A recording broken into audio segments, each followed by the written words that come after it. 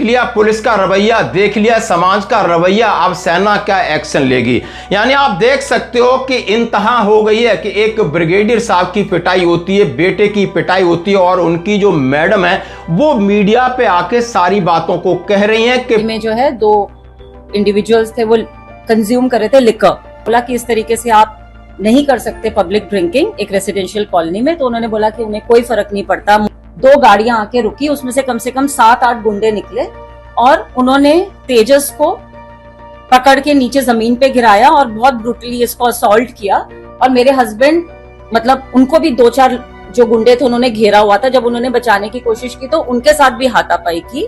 और मैंने जाके पुलिस वाले को बोला, वो जाके चुपचाप अपने पीसीआर वैन में बैठ गया एंड बिल्कुल अप्रोचेबल डिस्टेंस पे था। जब मैंने बोला कि आप हमारी प्लीज हेल्प करिए, तो उन्होंने बोला कि मैं अकेला कुछ नहीं कर सकता, जब तक मेरी पूरी टीम नहीं आएगी, मैं अपनी टीम का इंतजार कर रहा हूँ। पीसीआर वैन खड़ी थी, पुलिस वाले देख रहे थे, गाड़ी से नहीं उतरे और वो शराबी, और उन लोगों ने उतर के हमारे बेटे को मारा। जब पिता यानी जो ब्रिगेडियर साहब गए उनकी पिटाई की जाती है, एफआईआर दर्ज नहीं होती है, और वहां आप देख सकते हो उसके बाद अब क्या हो रहा है। क्या एफआईआर हुई है? क्या उन पुलिस वालों के ऊपर एक्शन कुछ होगा जो पीसीआर में बैठ करके तमाशा देख रहे थे? अब जरा सुनते हैं एक एक चीजों को। हम चिल्लाते रहे लेकिन कोई बचाने नहीं आया। मर्सिडीज विवाद में ब्रिगेडियर की पत्नी ने सुनाई आप बीती, दिल्ली पुलिस पर उठाए सवाल। अब ये उनकी कहानी। अब इधर कांग्रेस पार्टी ने पूरा लेखा जोखा सामने रख दिया है कि ब्रिगेडियर अटैक शॉकिंग, ये new normal. Delhi police fails, no FIR, no action, no on goons. Delhi में ब्रिगेडियर पर हमला, देहरादून में ब्रिगेडियर की हत्या, देश में सैनिकों परिवारों पर लगातार बढ़ते हमला और मारपीट की वारदातें मोदी राज में न्यू नॉर्म्स बन गए हैं। मोदी राज में अब ये है कर्नल रोहित चौधरी, जो कांग्रेस पार्टी के नेता भी हैं। उन्होंने बीती रात दिल्ली में ब्रिगेडियर और उनके बेटे के साथ एक कायराना हरकत हुई और पुलिस भी वहां बिल्कुल यानी टट्टू बन के वहां देखती रही। बीजेपी राज में गुंडा राज खतरनाक ट्रेंड बन चुका है।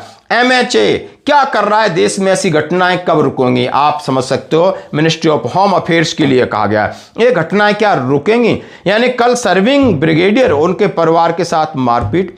30 मार्च 2026 को उत्तराखंड में रिटायर्ड ब्रिगेडियर को दिन दहाड़े गोली से उड़ा दिया गया। बीजेपी शासित राज्यों में सैनिकों के साथ मारपीट, हत्याओं की घटनाएं आम हो गई हैं। पुलिस थानों में सैनिकों के साथ बर्बरता, बदमाशों द्वारा खुलेआम गोलियों से निशाना, ये खतरनाक सिलसिलेवार ट्रेंड के कुछ अन्य मामले। झुंझुनू 29 मार्च सेना के रिटायर्ड जवान उदयवीर सिंह चाहर को निपटा दिया। प्रयागराज 27 मार्च 2026 को उत्तर प्रदेश पुलिस द्वारा सेना के जवान का सिर फोड़ा गया। ग्वालियर 20 मार्च 2026 थाने में ऑनरी कैप्टन को बेरहमी से पीटा गया। मथुरा 1 मार्च पत्नी और मां के सामने जवान की पिटाई। लखनऊ 23/206 एयरफोर्स जवान का कान का पर्दा पुलिस ने फाड़ा। गुरुग्राम 21 फरवरी 2026 रिटायर्ड कर्नल अनिल यादव पर जानलेवा हमला। मेरठ 25 अगस्त 2025 टोल प्लाजा पर जवान को बांधकर पीटा। अगस्त 2024 जयपुर कमांडो को थाने में निवृत्त करके पुलिस ने पीटा।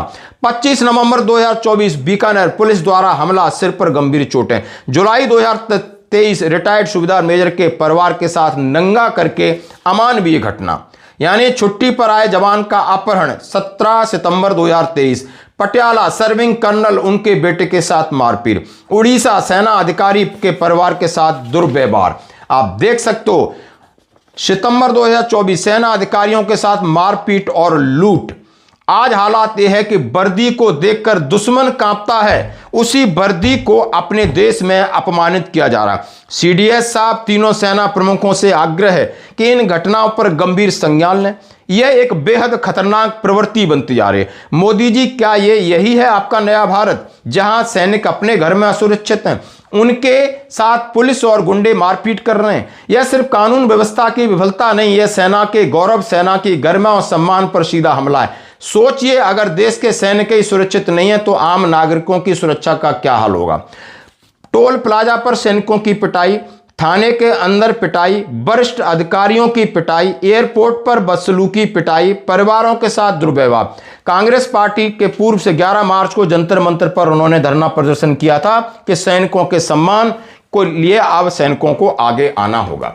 तो दोस्तों ये तो उन्होंने अपनी व्यथा सुना दी, और व्यथा का मतलब और व्यथा और कथा से काम चलेगा या सेना अपने आप में सक्षम है कि यानी वो परिस्थिति को चुटकियों में बदल सकती है। सेना को गियर बदलना होगा, सेना को एक्शन लेना होगा, बिल्कुल लेना होगा, कोई रिपोर्ट नहीं, पहले जाकर टिट फॉर टैट, जहां जैसा हुआ उसको उस तरीके से जवाब दिया जाए, उसके बाद जो कानूनी कार्रवाई है वो बाद में होगी। क्या ये कानून इतना धीमा है या कानून इतना सुस्त है कि जवानों के साथ आए दिन लगातार अत्याचार हो रहा है, शोषण हो रहा है उनके साथ। रिटायरमेंट के बाद आप देख सकते हो क्या हालत हो रही है, वो अपने यहां सुरक्षित नहीं है, जमीन सुरक्षित नहीं, प्लॉट सुरक्षित नहीं, परिवार सुरक्षित नहीं।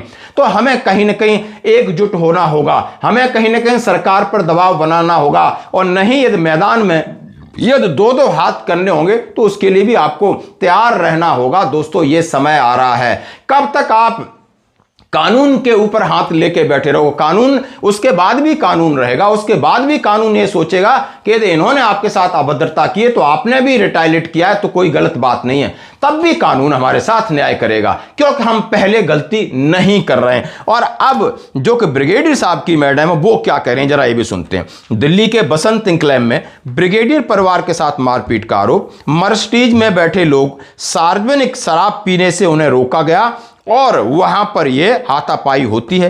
पीसीआर के सामने मारपीट का आरोप है कि 2 गाड़ियां 7-8 लोग ब्रिगेडियर के बेटे तेजस पर हमला कर रहे थे।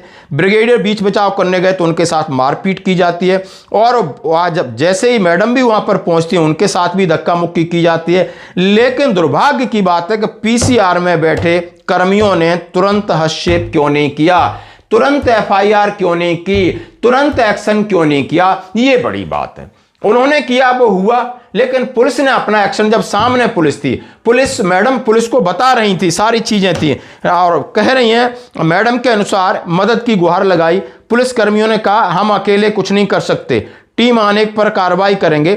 आरोप यह भी है कि हमलावर मारपीट के बाद मौके से फरार हो गए और उसके बाद परिवार किसी तरह अपनी कार से पुलिस स्टेशन पहुंचा, लिखित शिकायत दी। ब्रिगेडियर की पत्नी ने आरोप लगाया कि थाने में ड्यूटी पर अफसर का व्यवहार ठीक नहीं था, शिकायत दर्ज कराने में हुई देरी। घटना के बाद ब्रिगेडियर परिवार को देर रात मेडिकल के लिए एमएलसी कराई गई, हॉस्पिटलाइज किया गया।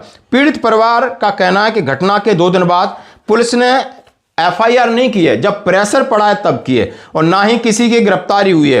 ब्रिगेडियर की पत्नी नताशा ने कहा हम मदद मांगते रहे लेकिन कोई नहीं आया, और उनके सामने उनके पति और बेटे को पिटता देख एक मां के ऊपर क्या गुजरेगी।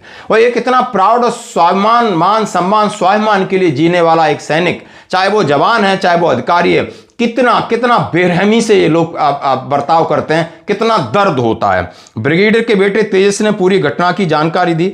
पुलिस पर कार्रवाई की मांग की, मामला गंभीर है, आप देख सकते हो। उसके बाद बताया जाता है कि एफआईआर हुई है, पुलिस को लाइन अटैच किया गया है, जो कि पुलिस की एक नॉर्मल कार्रवाई है, उनके ऊपर ज़्यादा फर्क नहीं पड़ता है।